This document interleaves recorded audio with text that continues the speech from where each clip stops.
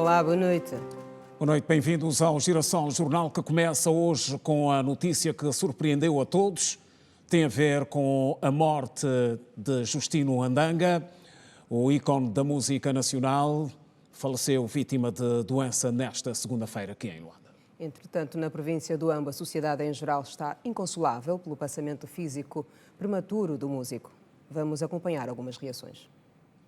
Paulina, esperes por mim, eu venho já. Tô cheio de saudade, quero te ver. Paulina, esperes por mim, eu venho já. Estou cheio de saudade, quero te ver. É desta forma que muitos irão lembrar de Justino Ndanga, através das suas músicas. A nossa cultura perde uma grande peça. Ndanga era um tradutor dos hábitos e costumes do povo umbundo na canção e, portanto, nós ficamos pobres com este desaparecimento quase que inesperado. Por onde passava, o músico levava o público ao delírio. Era a nossa estrela, era o único mais velho que brilhava, que tinha restado, depois do mais velho vinho. O Ambo perde um ícone da nossa cultura e estamos tristes. Justino Ndanga deixa um legado de seguidores no seio da classe artística nacional. É difícil, toda a gente sabia que Justino Ndanga tinha algum problema de saúde e que já algumas vezes teve algumas crises e dessa vez pensamos que fosse só mais uma, mas afinal parece que dessa vez desistiu de lutar. E perdemos a nossa referência, infelizmente. Todo o tempo que eu conheci e sempre compartilhamos os palcos, para mim foi todos os dias ou às vezes marcadas pelas atividades que nós sempre partilhamos. Desde 91 até a data que nos deixa. Para a família, é um momento difícil, pois o músico representava um pilar para a união e amizade no seu agregado. Com muito sentimento e dor por esta altura que tomamos conhecimento do passamento físico do Mano Justino Ndanga. Sendo assim, Angola, o Ambo, o Bailundo perde um dos seus melhores filhos, que quando foi chamado, em todos os momentos não olhou atrás. O Ambo acordou de luto nesta segunda-feira, perdeu um dos seus melhores artistas, o autor de Paulina, Olonamba e tantos outros sucessos, Justino Ndanga. Vamos à conversa com o diretor do Gabinete Provincial da Cultura, Turismo, Juventude e Desportos, Jeremias Piedade. Nesta altura, a classe artística e não só chora Justino Ndanga. Bem, a província em si, a cultura perde um grande promotor e divulgador do nosso cancioneiro. Portanto, é um choque muito grande para todos nós. Foi um choque muito grande. Nesta altura, algum programa já traçado para as exéquias de Justino Ndanga? Bem, não temos ainda um programa traçado. Tivemos um primeiro contacto com a família. Vamos primeiro tratar da evacuação do corpo para aqui e depois vamos então com a família traçamos o programa. A única coisa que podemos ter agora é que o funeral em princípio será realizado no Bailundo. Pronto, vamos nos concentrar para ganharmos força, então reunimos todos para traçarmos um programa que passa essencialmente primeiro pela trasladação do corpo aqui para a província do Ambo.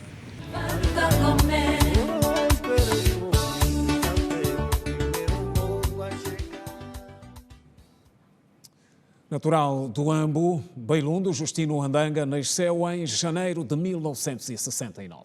Chegou aos 55 anos muito recentemente e como artista deixa um legado histórico que se destaca pela autossuperação.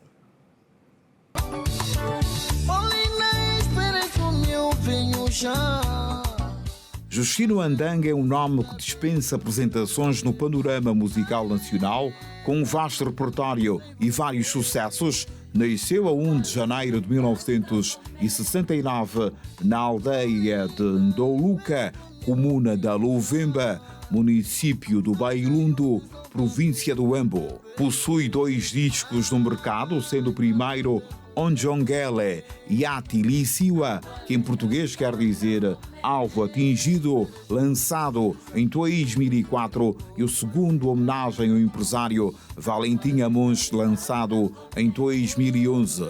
Participou em 2005 na 15ª edição do Top dos Mais Queridos da Rádio Nacional da Angola, tendo ficado no 3º lugar com a conhecida música Paulina, e em 2006 ficou em 5º lugar, partilhando o mesmo palco com o saudoso músico Bangão.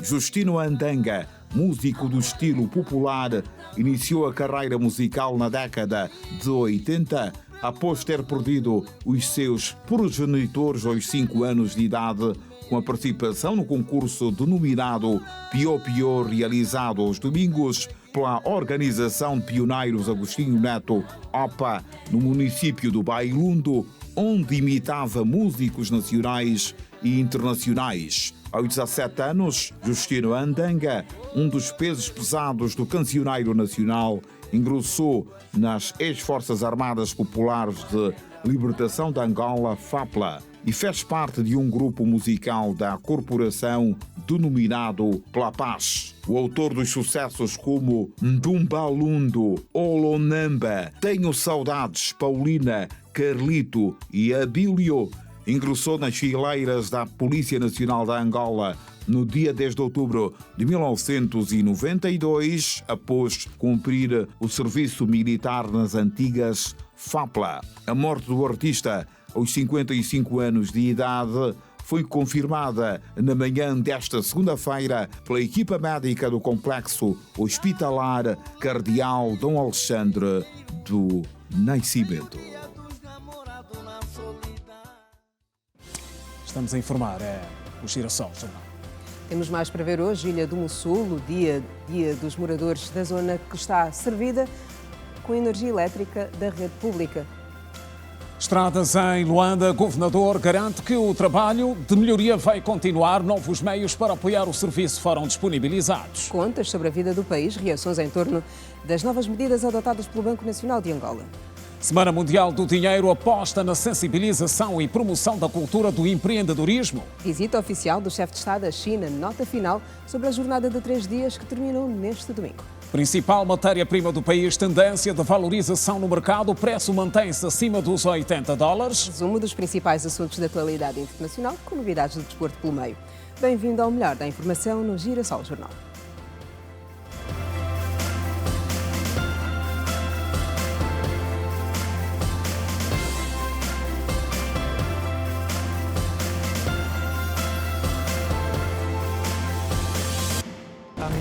Em si, como iniciativa do governo. E aqui doença, tudo está conosco. É um água suja, não dá para beber. Os preços continuam na mesma. Informação segura na era de um mundo em constantes transformações. Assustamos, pisamos nessa água, nos traz febre, nos traz muitos problemas. Esta básica está muito alto. Reflexões.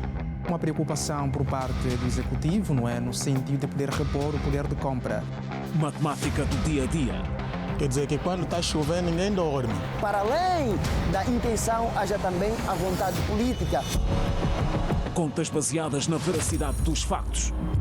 A Angola é o 3º parceiro mais importante a nível da África dos Estados Unidos. O selo da verdade. De segunda a sábado, Girassol Jornal. Outra vez, boa noite. O MPLA apresentou hoje a sua visão sobre a greve geral convocada pela Central dos Sindicatos e foi em conferência de imprensa realizada pelo secretariado do Birro Político do Comitê Central do Partido. Que defende que o ajuste do salário mínimo nacional deve ter em conta a estrutura financeira das empresas e das famílias e considera que os sindicatos devem, sobretudo, olhar para as limitações impostas pelo atual contexto económico do país. Durante a conferência de imprensa, o secretário para Informação e Propaganda do MPLA, Esteves Hilário, admitiu que, apesar de legítimas, as reivindicações dos trabalhadores não podem pôr riscos à solvabilidade das contas públicas. Para o político, é importante que as empresas não sejam colocadas numa situação em que não consigam pagar salários, o que redundaria num clima de desemprego generalizado. Ladeado pelo presidente do grupo parlamentar do MPLA, Reis Júnior, Esteves Hilário frisou que o seu partido compreende e solidariza-se com as reivindicações dos trabalhadores. Entretanto, compreende também a necessidade de harmonizar e equilibrá-las com a sustentabilidade das famílias. Note que, para a constituição de uma proposta de salário mínimo nacional, nós não podemos olhar, e esse provavelmente é o erro que temos estado a cometer, é olhar simplesmente para o funcionalismo público. É verdade que quando nós tratamos, uma coisa é o salário da função pública, um salário mínimo para a função pública, outra coisa é o salário mínimo nacional, que todos nós que temos trabalhadores a nossa responsabilidade teremos que pagar. Portanto, quando se fazem propostas salariais para o aumento vertiginoso do salário mínimo, nós temos que ter consciência de que isso coloca grandes problemas, não apenas às empresas, mas também às famílias que depois não conseguiriam recursos para fazer o pagamento dos salários aos seus empregados domésticos, por exemplo. E isso, obviamente, não levaria as famílias para outra posição que não fosse a de desempregar pessoas que, eventualmente, hoje têm trabalho. Então, nós estamos preocupados com isso. É óbvio que nós, e como dissemos no comunicado, solidarizamos-nos com a causa dos trabalhadores, entendemos as dificuldades que o país tem estado a enfrentar, mas não podemos, de qualquer maneira, aplicar uma tabela salarial que causa a insolvabilidade do Estado e coloque as famílias numa situação em que tenham que desempregar massivamente as pessoas. Esteves Hilário apelou às centrais sindicais a privilegiarem o diálogo como forma de resolução dos pontos de divergentes do caderno reivindicativo voltado para o efeito à mesa de negociações com o governo. É bom esclarecermos que do caderno reivindicativo apresentado pelas centrais sindicais foram já adotados pelo Executivo 80% do caderno reivindicativo. O que falta por negociar é muito pouco. Há propostas concretas na mesa e nós acreditamos, sinceramente, que, prevalecendo o bom senso que vem sendo demonstrado até aqui, não chegaremos à aplicação da declaração de greve. Portanto, nós ainda temos confiança nas negociações que estão a decorrer entre o Executivo e as centrais sindicais.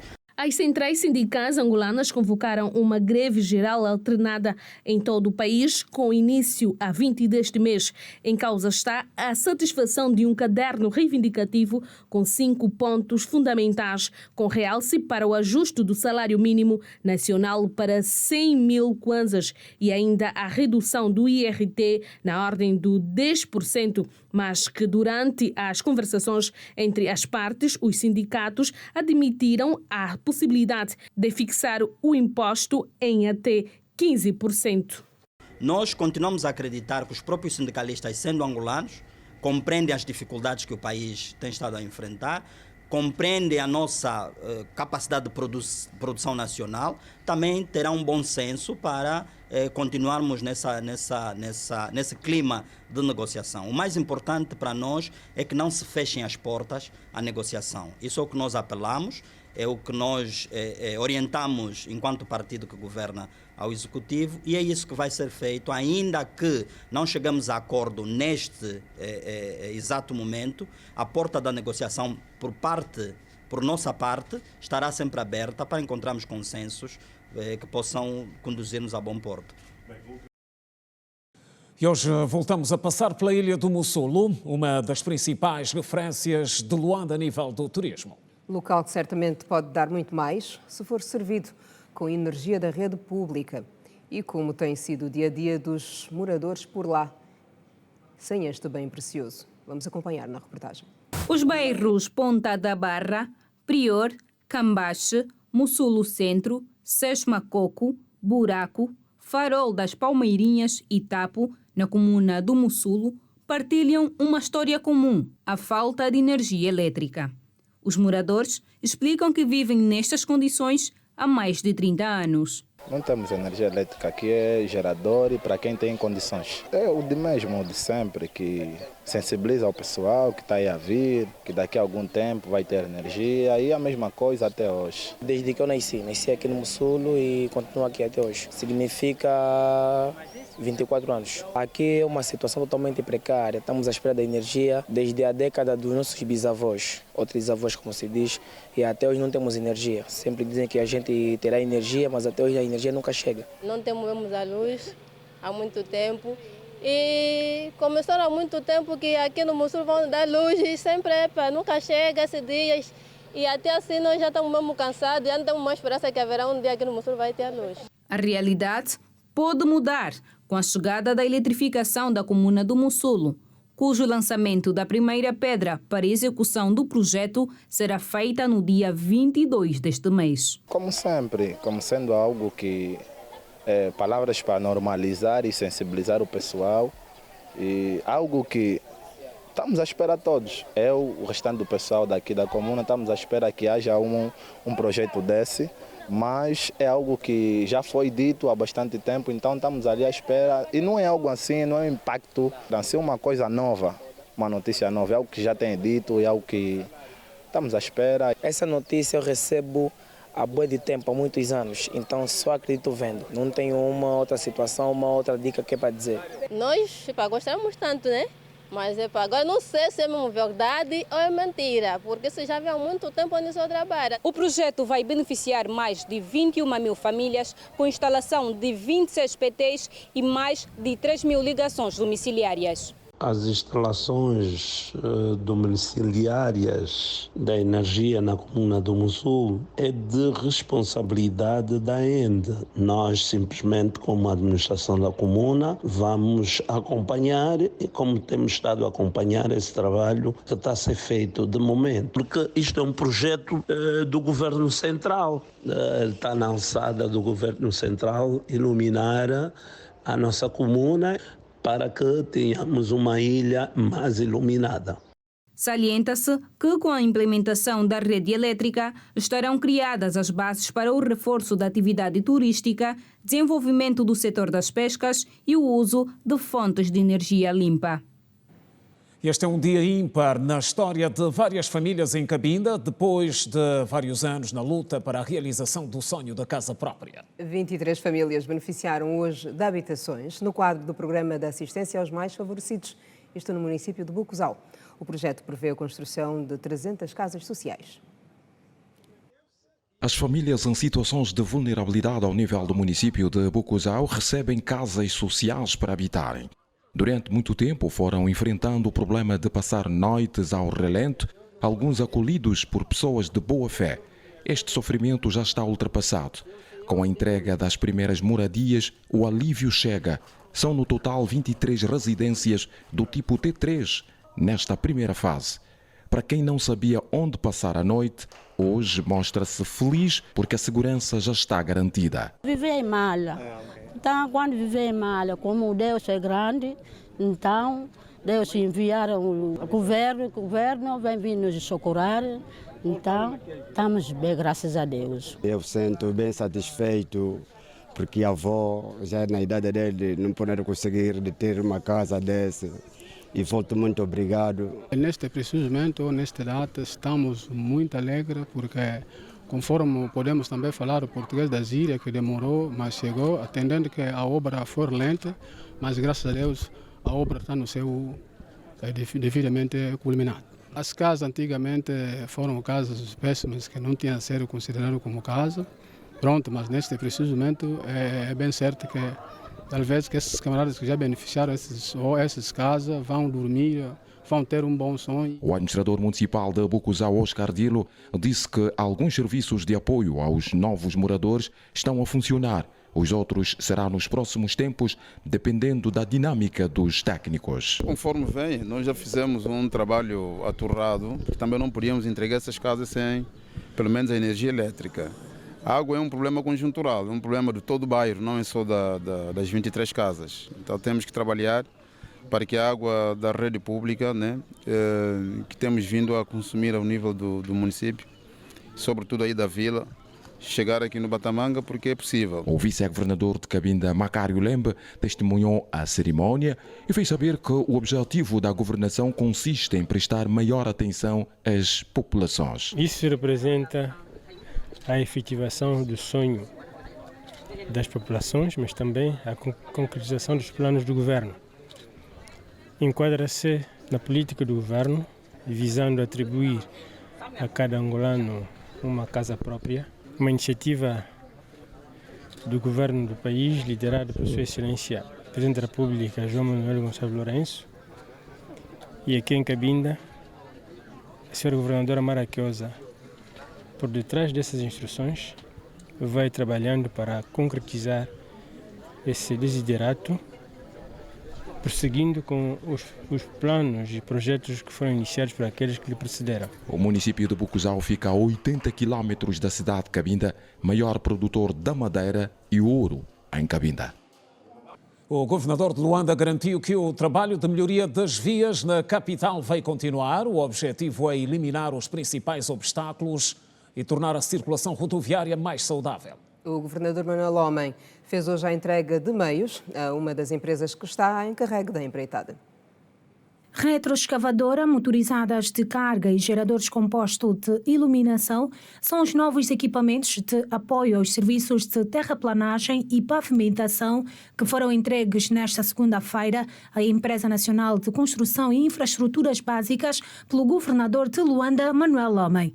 O responsável da ENSIB disse que os meios recebidos trarão maior capacidade de resposta nas solicitações. Na verdade, já temos aqui um programa em andamento no bairro Popular, que estamos a fazer a reabilitação das infraestruturas integradas do mesmo bairro. Vamos fazer agora a distribuição. Temos uma obra também em Talatona, que já temos alguns meios, nós vamos reforçar. E a restante parte do equipamento que nós recebemos hoje, vamos aqui distribuir para articular com as nossas equipas, que é o quadro humano, para podermos desenvolver os serviços de reparação nas vias noturno. Vamos ter que desenvolver mais esse serviço de reparação e melhoria da trafegabilidade de noite por conta do tráfego que durante o dia é muito pesado. O governador de Luanda esclareceu que este ato enquadra-se no programa de melhoria de vias na cidade capital. Recebeu mais equipamento para ampliar o seu parque e permitir que as ações que estamos a desenvolver no programa de melhoria de vias no casco urbano, nas zonas suburbanas, possa ter um melhor impacto. Claro que ainda não atingimos aquilo que é a satisfação que temos ou que queremos para a ENSIB.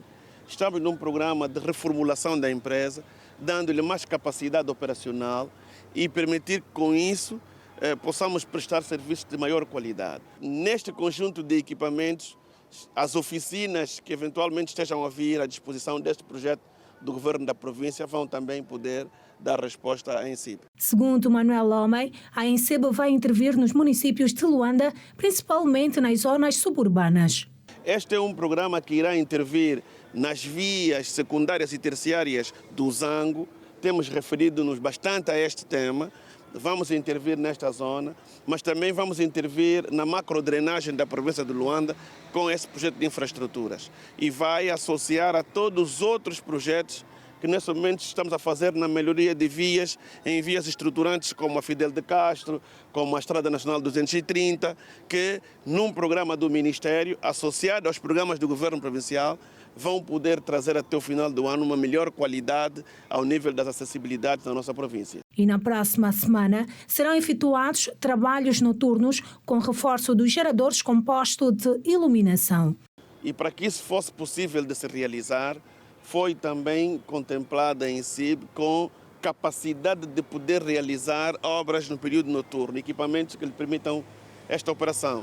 E então acreditamos que estão criadas as condições, quer técnicas como humanas, para garantir que estes programas de reparação de vias que estamos a realizar possam ter um maior impacto nos próximos dias. Ao despedir-se de uma parte dos 127 colaboradores da Empresa Nacional de Construção e Infraestruturas Básicas, o governador de Luanda solicitou que colaborem e cuidem dos referidos meios recebidos.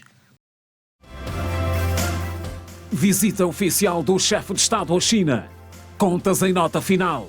Em destaque.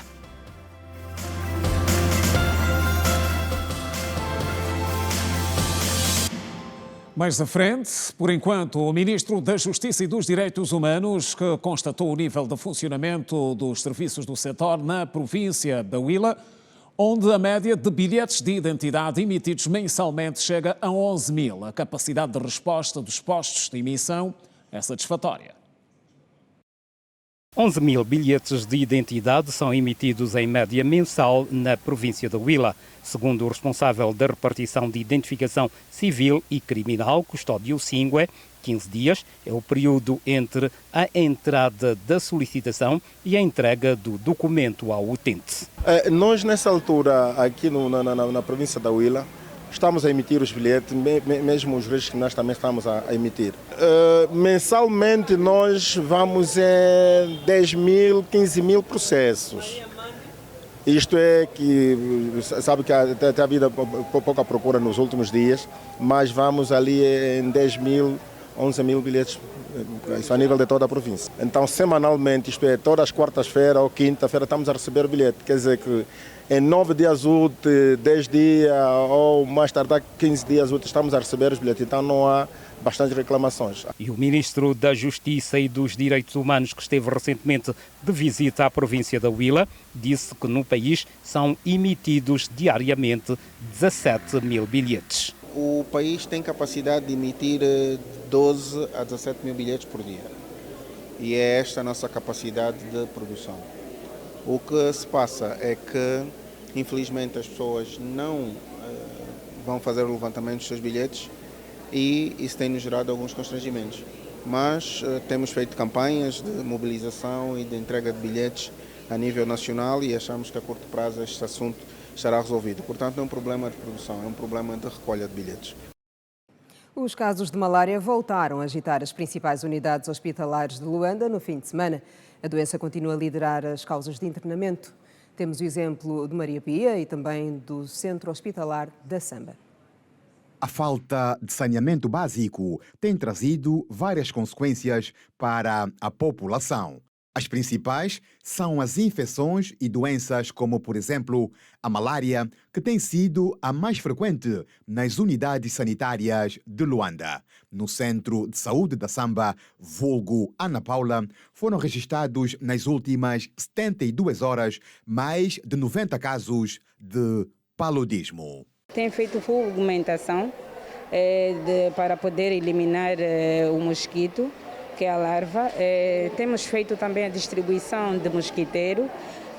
Fizemos palestras, ensinamos a mãe como é que deve colocar a criança quando, por exemplo, está a dormir, deve usar o mosquiteiro, dormir com roupas claras para evitar a picada do mosquito, não dormir com roupas escuras, usar repelente as que puderem, as que não puderem vão usar mesmo o mosquiteiro que nós fizemos distribuição às mães quando ocorre a nossa unidade. Já no Hospital Maria Pia, a situação não é diferente. A malária também é a mais comum, seguida do AVC e a hipertensão arterial. Foram atendidos 1.273 pacientes, dos quais a patologia mais frequente no banco de urgência de medicina foi a malária, seguido doença vascular cerebral e hipertensão arterial. A esta altura, a malária, porque devido a muitas chuvas, então temos muitas águas paradas,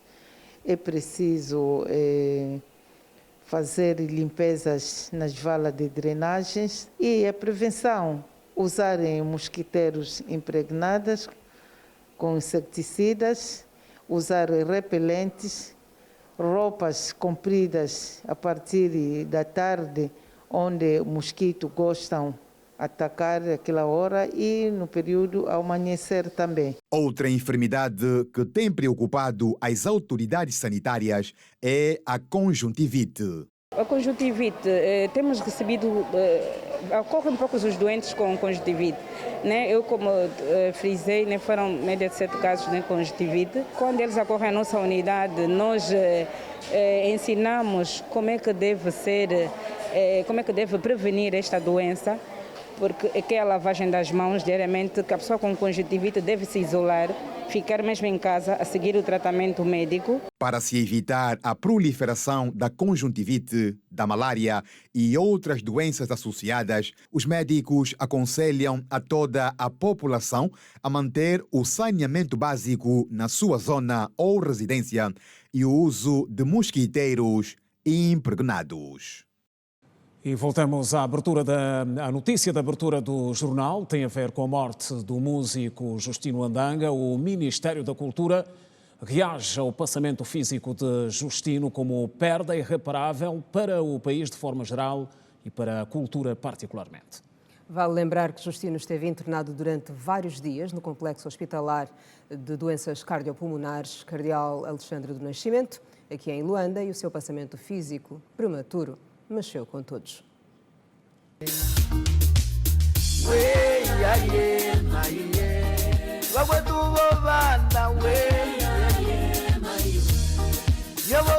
O relógio da vida para Justino Andanga parou a 1h da madrugada desta segunda-feira no complexo hospitalar Cardeal Dom Alexandre do Nascimento, onde ficou durante 4 dias na unidade de cuidados intensivos.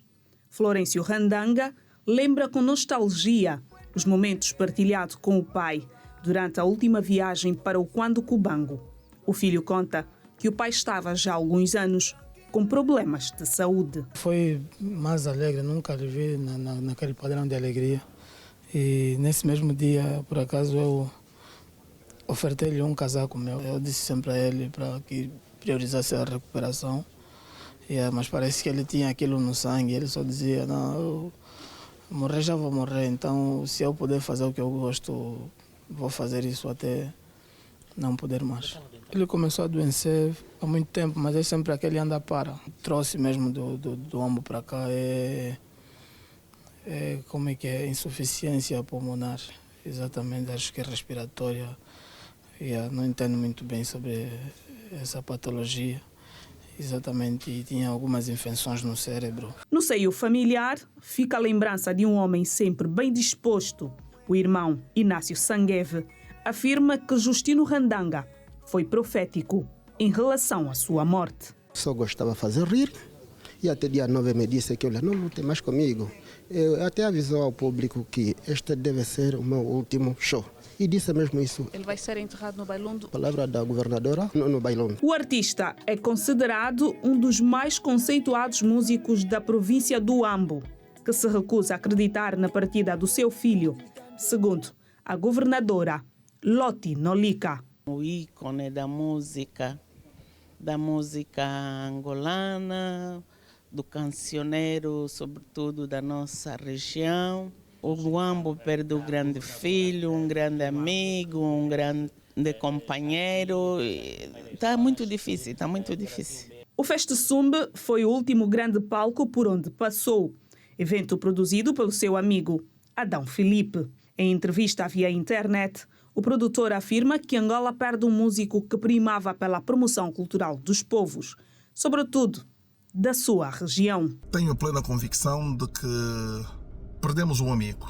Perdemos, acima de tudo, também um homem da música angolana que se dedicou intensamente na promoção da música que fazia, mas mais do que tudo isso, na promoção da cultura, da sua zona de origem e da sua língua materna, o mundo.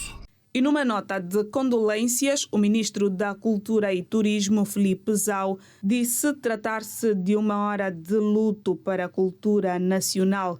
O ministro destaca também a participação de Justino Andanga no concurso Pio Pio, promovido pela Organização de Pioneiros Agostinho Neto, na altura no município de Bailundo, onde imitava músicos nacionais e internacionais.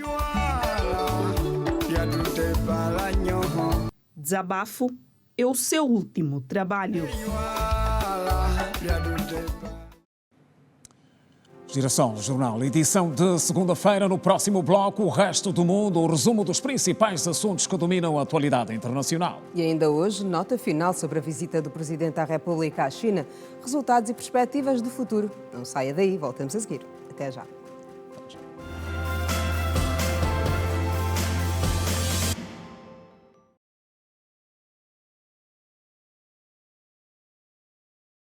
Regresso da informação agora com olhos sobre a atualidade internacional. A Gâmbia poderá reverter a proibição da mutilação genital feminina. O assunto mereceu destaque no resumo da atualidade internacional que acontece agora com o desenvolvimento da Emília Pascoal. Emília, boa noite. Boa noite, Quina. Boa noite, Simeão. Olá, olá. Olá. Boa noite a todos. Decorreu nesta segunda-feira, na Gâmbia, uma votação de um projeto de lei no Parlamento que visa revogar a proibição da mutilação genital feminina. A Amnistia Internacional apela firmemente ao voto contra uma lei que abriria um precedente para os direitos das mulheres. A presidente da Associação de Mulheres Advogadas local, Ana Minge, disse que a prática foi comprovada que causa danos através de evidências médicas. A Unicef afirmou no início deste mês que cerca de 30 milhões de mulheres em todo o mundo foram submetidas ao procedimento nos últimos 8 anos, a maioria delas em África, mas algumas na Ásia e no Médio Oriente. Outras notas internacionais acompanhem. A junta governante do Níger pôs fim a um acordo que permitia a presença de militares e civis do Departamento de Defesa dos Estados Unidos da América no seu território. No ano passado, havia cerca de 1.100 soldados dos Estados Unidos da América no Níger. A decisão segue-se após uma visita das autoridades norte-americanas no país. O porta-voz, Coronel Amadou Adramen, disse que a presença dos Estados Unidos da América no território da República do Níger é ilegal e viola todas as regras constitucionais e democráticas que exigiriam que o povo soberano, em particular através dos seus representantes eleitos, fosse consultado sobre a instalação de um exército estrangeiro no seu território. Adramen disse ainda que a delegação dos Estados Unidos da América não seguiu o protocolo diplomático e que o Níger não foi informado sobre a composição da delegação, a data da sua chegada ou a agenda. O governo da Ucrânia pediu aos cidadãos que vivem em territórios ocupados pela Rússia para darem as costas às eleições que aconteceram neste domingo.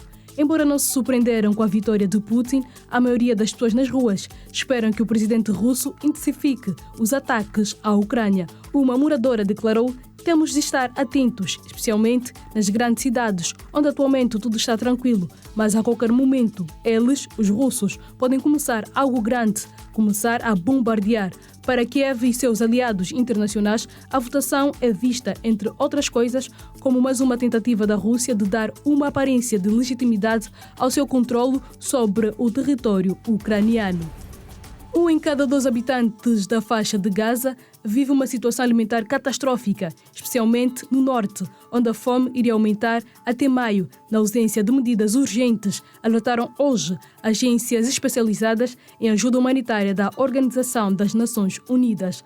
Mais de 1 milhão de habitantes de Gaza enfrentam uma situação de fome catastrófica, o que constitui o número mais elevado alguma vez registrado pela ONU. O relatório, realizado por um grupo de organizações internacionais e instituições de ajuda humanitária, conhecido como a Iniciativa Integrada de Classificação da Fase de Segurança Alimentar, ou IPC, refere à existência de uma situação terrível para mais de metade da população de Gaza, mas adianta que o cenário ameaça espalhar-se por todo o enclave, colocando mais de 2 milhões de palestinianos na mais ampla e grave crise alimentar do mundo.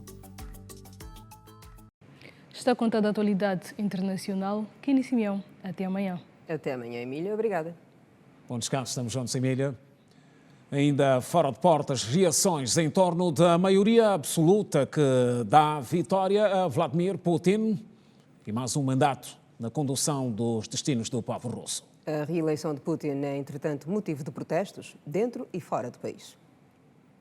No poder há 24 anos, Vladimir Putin confirmou o favoritismo e terá um 5º mandato como presidente da Rússia, após mudar a Constituição para governar até 2036. Sem qualquer margem para dúvida, o presidente russo Vladimir Putin obteve mais de 87% dos votos nas eleições presidenciais deste domingo, o resultado mais elevado de sempre na Federação Russa desde o fim da União Soviética.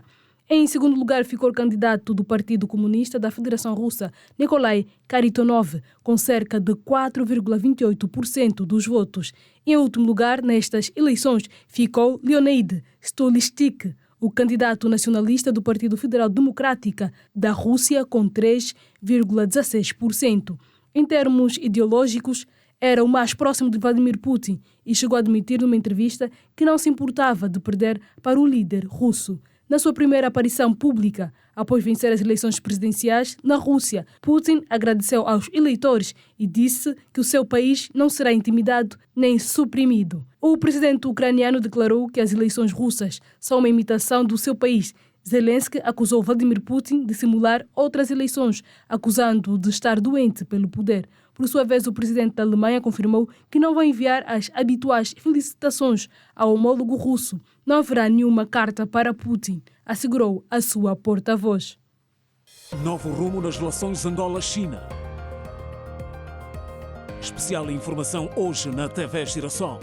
Em estúdio, economistas, especialistas em relações internacionais, com participação da Câmara de Comércio Angola-China. É a partir das 21 horas, logo a seguir o Girassol Jornal. Hoje. Assembleia Nacional. Debates que marcaram o dia. Em destaque.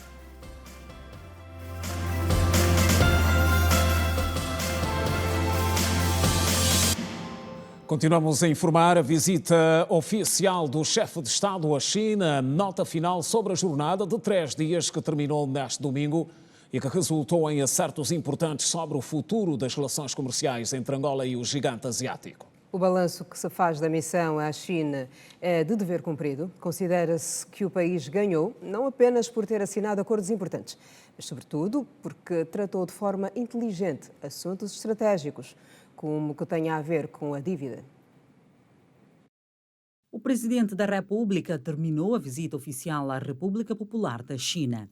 Durante 3 dias de jornada intensa de trabalho no gigante asiático, o executivo manteve importantes encontros com a classe empresarial e com o seu homólogo Xi Jinping, com o primeiro-ministro Li Qiang e com o presidente do Comitê Permanente da Assembleia Popular Nacional, Zhao Laji. O balanço da visita é considerado satisfatório. O caráter que foi descrito dessa relação, portanto, é uma relação estratégica e global. Global significa que nós passamos de um paradigma também que era mais dominado por investimentos públicos e com uma predominância do investimento privado, como a julgar, aliás, pelo número de empresas que Sua Excelência, privadas, que Sua Excelência, o seu presidente, cerca de 24 empresas, portanto, tiveram uma audiência com o presidente. Isto tudo em si significa esta mudança de paradigma que nós acabamos de citar. Portanto, um paradigma que, contrariamente ao investimento público. A relação diplomática de longos anos entre as duas nações ganha com esta visita um maior aprofundamento. A parceria entre Angola e China, que teve início com foco na área militar, é atualmente abrangente para diferentes setores-chave para o desenvolvimento de Angola.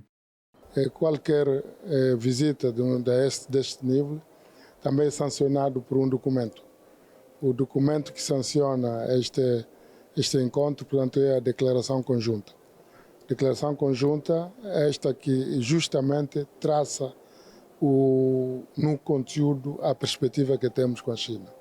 A perspectiva que temos em termos de relações bilaterais, mas também relações multilaterais, incluindo o que nós percebemos como angolanos e que nós procuramos como angolanos nas iniciativas que o presidente Xi Jinping tomou Das mais famosas temos, portanto, a Rota da Seda, temos a Iniciativa para o Desenvolvimento, e temos a Iniciativa para a Segurança Global, e temos a Iniciativa para a Cultura Global. Também foram assinados 13 instrumentos jurídicos que vêm consolidar ainda essa parceria com a China. Além do encontro com o presidente chinês, João Lourenço participou do Fórum de Negócios que juntou empresários, concedeu audiência a vários membros do executivo da China e acordos foram assinados. Não ficou de parte o encontro com a comunidade angolana naquele país. A jornada à China culminou com a visita à base de plantio de cogumelos comestíveis na província de Shandong, que está entre as mais desenvolvidas do país asiático. Na mesma visita ficou esclarecida o tema da dívida pública. Angola redefiniu os termos com a China. O ministro de Estado para a Coordenação Económica explicou que o país não solicitou moratória e que, apesar dos acordos alcançados, o calendário de pagamento da dívida mantém-se inalterado. Não há nenhum sentido de moratória, portanto, como referi, o que nós temos é uma alteração na mecânica, particularmente da constituição das reservas, das garantias para o serviço da dívida. Portanto, não há, de resto, não há moratórias, portanto, o que nós temos e devo também aproveitar para dizer que este acerto que foi negociado está fechado. Foi a flexibilidade de tal monta que conseguimos sair daqui com acordos fechados. João Lourenço deixou a capital da China e recebeu as despedidas da delegação chinesa no Aeroporto Internacional de Beijing. A última vez que o estadista angolano esteve em visita oficial na maior potência da Ásia foi em 2018. E continuamos com contas sobre a vida do país. A taxa de inflação no mês passado teve um aumento de 2,58%. A última semana ficou marcada por acertos a nível do Banco Nacional de Angola. Esteve reunido o Comitê de Política Monetária do Banco Central, que analisou medidas de estabilização do mercado cambial, que conta com novas notas de 1.000 e 2.000 kwanzas. O BNA decidiu aumentar a taxa de juros de 18% para 19%. O Comitê de Política Monetária decidiu aumentar a taxa de juros do Banco Nacional de Angola de 18% para 19%, a taxa de juro da Facilidade Permanente de Cedência de Liquidez de 18,5% para 19,5%, enquanto a taxa de juro da Facilidade Permanente de Absorção de Liquidez subiu de 17,5% para 18,5%, com vista ao controlo do dinheiro em circulação na economia angolana. Em relação aos preços na economia nacional, o governador do Banco Nacional de Angola, Manuel Tiago Dias, disse que a taxa de inflação mensal no mês de fevereiro registrou um aumento de 2,58%, principalmente devido à contribuição da classe de alimentação e bebidas não alcoólicas. O aumento das taxas de juros de referência para a política monetária justifica-se pela persistência das pressões inflacionistas na economia e visa contribuir para o controlo da liquidez em circulação. O comportamento dos preços dos alimentos resulta fundamentalmente da redução da oferta dos produtos de amplo consumo na economia, tendo em conta a insuficiente produção interna e a contínua redução das importações. Manuel Tiago Dias referiu ainda que o Banco Nacional de Angola colocou em circulação novas notas das denominações de 1.000 kwanzas e 2.000 kwanzas.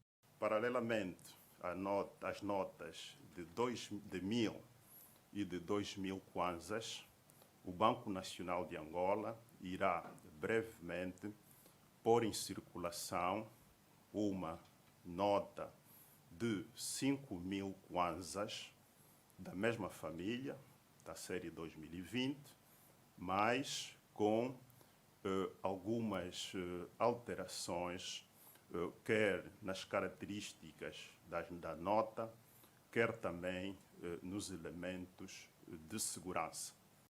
Por seu turno, Pedro Castro e Silva, vice-governador do Banco Nacional de Angola, referiu que as operações de levantamento por terminal de pagamento automático TPA registraram um montante global de mais de 6 mil milhões de kwanzas em levantamento numerário, com um total de mais de 429 operações, o que levou o Banco Nacional de Angola a aumentar a percentagem de levantamento em TPA de 1% para 2,5%.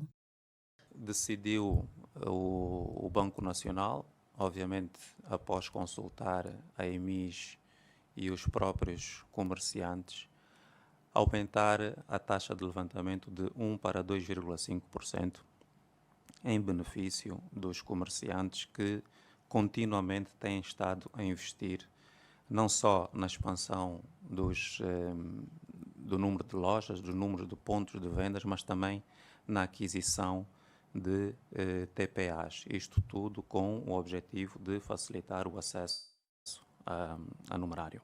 O Comitê de Política Monetária do Banco Nacional de Angola é o órgão responsável pela formulação da política monetária e cambial do país. E passamos para uma breve análise sobre as novas medidas adotadas pelo Banco Central angolano. E está connosco para a conversa que se impõe o economista Pedro Quasse, já de leitura habitual aqui. Dr. Pedro, boa noite, bem-vindo. Obrigado, Kina, boa noite. Qual é a análise primeira que se impõe? Bem, nós vemos que o Comitê de Política Monetária, pela sua segunda reunião consecutiva, aumenta a taxa básica de juros do país de 18% para 19% ao ano. Inicialmente é uma taxa de juros alta, não é, que pode ter efeitos relativamente negativos para o crescimento econômico do país, na medida em que torna o financiamento, tanto empresarial quanto do crédito consignado, relativamente mais caro. Entretanto, se nós formos a fazer uma avaliação daquilo que é a taxa, ou seja, daquilo que são as taxas básicas de juros ao nível internacional, nós vemos que as taxas de juros nos países em desenvolvimento tendem a ser relativamente mais altas comparado com as taxas de juros que se verificam nos países avançados. Isto decorre do fato de que nos países em desenvolvimento, especialmente os países de renda média baixa, apresenta-se relativamente um grau de risco maior no que toca à volatilidade cambial. Daí que uma taxa de juros um pouco alta tende a fazer com que haja maior atratividade de aplicação financeira para o mercado do país. Pelo que, na minha avaliação, quando o Banco Nacional de Angola aumenta a taxa básica de juros de 18% para 19%, ele não visa necessariamente o controle inflacionário, porque é muito difícil controlar-se a inflação angolana a partir da taxa de juros, porque nós não temos uma inflação de demanda, e sim uma inflação decorrente, não é, da própria alta no câmbio. Portanto, o Banco Central de Angola faz um movimento tentando sinalizar ao mercado internacional de que é vantajoso, portanto, investir financeiramente em Angola. Portanto, é um movimento que visa atrair o maior fluxo possível de capital para o país. E foi no momento certo, neste particular contexto que estamos a viver da nossa economia? Em certa medida, sim, mas, por outro lado, é necessário que se trabalhe um pouco mais naquilo que são os mecanismos que possam garantir maior confiança para o investidor internacional, porque países em desenvolvimento, pelo fato de não terem moedas suficientemente fortes, apresentam também um risco país relativamente maior. Daí que o país é preciso fazer-se um trabalho relativamente maior no que toca à melhoria dos indicadores macroeconômicos, em termos de segurança jurídica, em termos de facilidade de fazer negócios, para que o país possa atrair cada vez mais capitais internacionais. Mas, de forma geral, penso que trata-se de um movimento acertado, na medida em que sinaliza ao mercado internacional de que é muito vantajoso aplicar, portanto, capital financeiro e não só em Angola. E acabamos por ter novas notas em circulação também. Bem, trata-se de investimento. Sim, mas trata-se de uma medida administrativa normal, que não tem impacto direto, não é, naquilo que é o funcionamento ou o desempenho da economia. Nós vemos que estamos agora com um novo governador do Banco Nacional de Angola, o que implica a mudança da assinatura no papel moeda que o país usa. Portanto, eu penso que esta medida terá sido feita, em parte, pensando nesta mudança, portanto, da gestão da própria instituição. Muito obrigada, Dr. Pedro, por esta análise que se impunha em relação às medidas tomadas pelo Banco Nacional de Angola, apresentadas já. Contamos consigo em outras edições. Obrigado, vemo-nos em breve. Vemo-nos em breve. E na Assembleia Nacional estiveram hoje em votação projetos de resolução de caráter ambiental, a nível da SADC. Destaque para o relatório parecer conjunto sobre o protocolo de gestão ambiental para o desenvolvimento sustentável, além de outras propostas. Reunidos na especialidade, os deputados analisaram 4 projetos de resolução de caráter ambiental afetos à região da África Austral, que vão à votação na próxima reunião plenária ordinária a realizar-se a 21 e 22 de março. Os parlamentares apreciaram e aprovaram o relatório parecer conjunto sobre o protocolo da SADC sobre a gestão ambiental para o desenvolvimento sustentável. O protocolo aborda uma variedade de questões relacionadas ao meio ambiente, incluindo proteção da biodiversidade, gestão de resíduos, conservação de recursos hídricos, controle da poluição e mitigação das mudanças climáticas. Considerando que a região subsaariana é particularmente vulnerável ao impacto das alterações climáticas, sendo que o sul de Angola tem se debatido com problemas decorrentes destas alterações, a Assembleia Nacional aprova por mandato do povo. Seguiu-se a aprovação do projeto de resolução para a ratificação de Angola, a carta que cria o Centro de Coordenação da Fiscalização, Controlo e Vigilância das Pescas, que estabelece as bases para desenvolver e reforçar as relações de cooperação, amizade e de responsabilidade para o desenvolvimento sustentável da pesca, aquicultura e assuntos do mar. Desenvolvimento sustentável, considerando que os Estados-membros da Comunidade de Desenvolvimento da África Austral, SADC, são signatários de diversas convenções e acordos multilaterais sobre o ambiente, tendo em conta que a proteção do meio ambiente constitui um tema cada vez mais presente nas agendas dos Estados, tendo em conta a sua ligação com a segurança global no que respeita às questões das alterações climáticas, da diversificação. Houve ainda tempo para uma denúncia de sobrepesca que o deputado José Semedo partilhou a sua experiência durante a sua travessia Luanda-Mussulo, onde verificou algo que considerou um verdadeiro atentado à nossa economia marítima. Queiram que com aquele tipo de redes, com aquele tipo de arrastão, não escapava peixe nenhum. O que põe, obviamente, em causa não só o desenvolvimento daqueles peixinhos, mas a alimentação dos peixes grandes e a nossa própria alimentação. Contactei a senhora Ministra das Pescas, que me disse que tinha conhecimento e que estavam a tomar medidas para tal. Mas isso já dura bastante tempo e o contacto que eu fiz foi a título particular. De acordo com o referido instrumento jurídico, o setor das pescas nos países da região da SADC continua a enfrentar enormes desafios no que diz respeito à sobrepesca, à distribuição dos ecossistemas e à pesca ilegal, em consequência da falta de colaboração, cooperação e coordenação entre os Estados-membros. O deputado Francisco Viana falou em exclusivo à TV Girassol sobre os motivos que lhe levam a abandonar o grupo parlamentar da UNITA. Viana diz que não concorda com a proposta do partido sobre autarquias e está pronto para qualquer reação da UNITA sobre o assunto. O deputado diz não ter participado da elaboração da proposta de lei das autarquias locais apresentada recentemente pelo grupo parlamentar da UNITA. Francisco Viana referiu que a solicitação endereçada à Presidente da Assembleia Nacional, Carolina Cerqueira, para se assumir como deputado independente, teve outras motivações, como é o caso de se considerar defensor do federalismo e não de um Estado unitário. Eu sou federalista, sou apoiante das autarquias, apoiante profundo das autarquias, mas não entendo como é que se pode eleger o administrador municipal, mas não eleger o governador.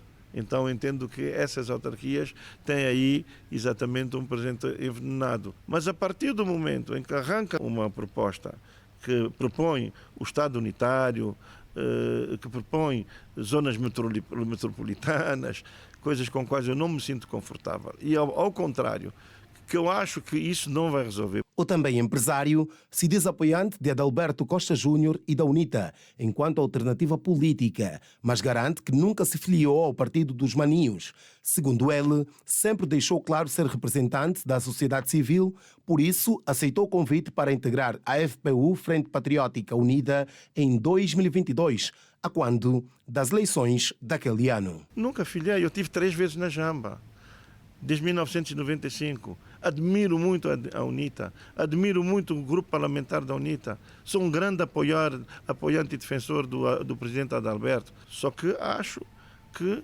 levar essa voz da sociedade civil, como estava combinado, para o Parlamento, foi essa a minha missão, que me vou lá. Nesta entrevista exclusiva concedida à Rede Girassol, Francisco Viana, ainda deputado do grupo parlamentar da UNITA, sinalizou que está disposto a assumir as possíveis consequências da sua decisão, tanto que admite a possibilidade de deixar o Parlamento caso seja exigência da direção da UNITA. Basta quem me convidou, no caso que é a direção da UNITA, me dizer assim: Francisco Viana, desculpa lá, não é isso que está combinado, não queremos que haja independente, não te queremos como independente. Eu saio na hora. Na hora. Até porque se continuem como deputado, é porque muitos desses meus camaradas me incentivaram a ficar. Eu estou do lado da UNITA, mas quero estar do lado da UNITA podendo ser independente. Se eu tenho que estar do lado da UNITA para ter que pôr o chapéu da UNITA, para pôr a blusa da UNITA, apesar de eu gostar do vermelho e do verde, não o vou fazer. Na sua abordagem, Francisco Viana esclareceu que a proposta apresentada pela UNITA propõe um Estado unitário, onde fala-se da criação de áreas metropolitanas, o que ele contesta, já que se diz a favor da eleição de governadores provinciais, ao contrário da nomeação. Ponta final do jornal tem desporto para ver. Está pronto, Anselmo Gaspar. Seguimos com o Petro de Luanda, que fechou a primeira volta do Girabola a sorrir. O mesmo não se pode falar do Interclube, que não vive uma situação boa. Terminou a primeira volta do Girabola e as coisas têm corrido bem para o Petro de Luanda. A equipa do Catetão fechou com vitória na liderança da competição. No fim de semana, venceu a Académica do Lobito por 2-1 em pleno 11 de novembro. Sendo assim, terminaram a primeira volta sem derrotas, somando 34 pontos. O Girabola 2023-2024 iniciou a 28 de outubro de 2023 e durante as 14 jornadas, os campeões nacionais obtiveram 10 vitórias, 4 empates e nenhuma derrota. A situação do Interclube tem se agravado, pois tiveram uma primeira volta para esquecer. Neste domingo, voltaram a perder no encerramento e foi frente ao Sporting de Cabinda por 0-1. Com o resultado, o Clube dos Polícias terminou a primeira volta da prova na 14ª posição com 10 pontos. Até o momento, a melhor defesa da prova é a do Desportivo da Lunda Sul, que sofreu apenas 4 golos. Os azulinhos têm estado a fazer uma época brilhante e terminaram na 2ª posição da competição com 33 pontos. E a seleção de Angola em futebol de praia tem feito um belo início de prova na Taça COSAFA 2024, que está a ser disputada em Durban, na África do Sul.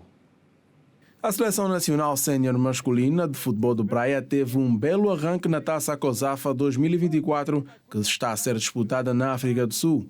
Inseridos no grupo B, Angola venceu no primeiro jogo a similar da Tanzânia por 3-2, com golos apontados por Paulo do Amaral Paulinho, que fez 2, e Omar da Fonseca, que apontou 1. No jogo da segunda jornada, realizado nesta segunda-feira, a Seleção Nacional venceu Marrocos igualmente por 3-2. Angola entrou a perder por 1-0 nos primeiros instantes da partida. Cole apontou 2 e Wilson Francisco fez 1, que apontaram assim os golos do combinado nacional. Com este resultado, Angola assume a liderança do Grupo B com 5 pontos, mais 2 que Moçambique e Marrocos. Na terceira e última jornada da fase de grupos, Os angolanos e moçambicanos medem forças para definir a liderança do Grupo B. Recordo que a Taça COSAFA de futebol de praia está a ser disputada na Arena South Beach, em Durban, na África do Sul. Nós vamos terminar aqui a intervenção desportiva no Girassol Jornal. Você já sabe que fazer o bem faz bem. Aqui nesse Simeão, por hoje é tudo. Desejo continuação de um ótimo jornal. Estamos juntos. Bom descanso para ti e obrigada pelas informações que trouxeste. Estamos juntos. Estamos juntos. Estamos juntos, Anselmo. E tem a seguir o Girassol Jornal Especial Informação, debate com olhos sobre o que foi a jornada do Presidente da República, visita oficial de 3 dias à China. O Alberto Capitão já está pronto para dar início ao painel e os seus convidados também já estão posicionados. É a seguir ao nosso jornal. E está tudo dito por hoje. O Girassol Jornal regressa amanhã, à mesma hora, 19h45. Já sabe, é sempre um prazer contar consigo aí do outro lado. Continuação de boa noite. Boa noite, não perca o debate a seguir. Estamos juntos.